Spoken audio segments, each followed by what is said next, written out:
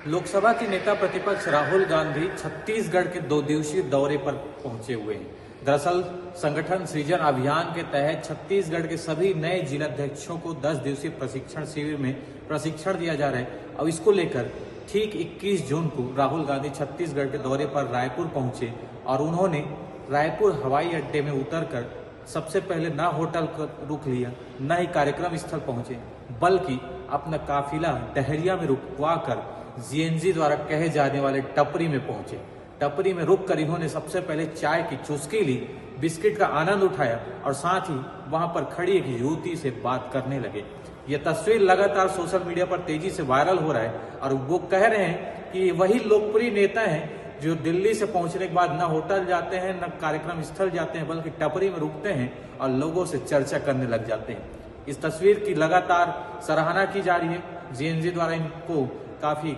Viral भी किया जा रहा है और ये तस्वीर वायरल होने के बाद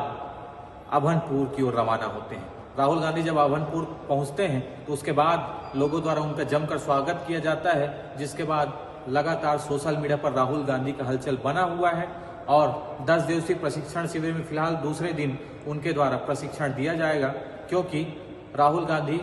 ठीक इस शिविर का आयोजन इसलिए करवा रहे हैं क्योंकि आगामी विधानसभा चुनाव को लेकर छत्तीसगढ़ में नई रणनीति तैयार की जानी है और कांग्रेस पार्टी द्वारा जो संगठन है उसको मजबूत किया जाना है। इसी उद्देश्य के साथ संगठन सृजन अभियान का आयोजन किया गया है और इस शिविर में लगातार 10 दिनों तक अलग अलग जो नेता हैं उनके द्वारा प्रशिक्षण दिया जाना है। दूसरे दिन राहुल गांधी प्रशिक्षण देने पहुंचे हैं और जो जिला अध्यक्ष है उसमें जोश भरने का प्रयास कर रहे हैं। फिलहाल इस पूरी खबर पर आपका क्या कहना है, कमेंट करके जरूर बताइए और बने रहिए सीजी भास्कर के साथ।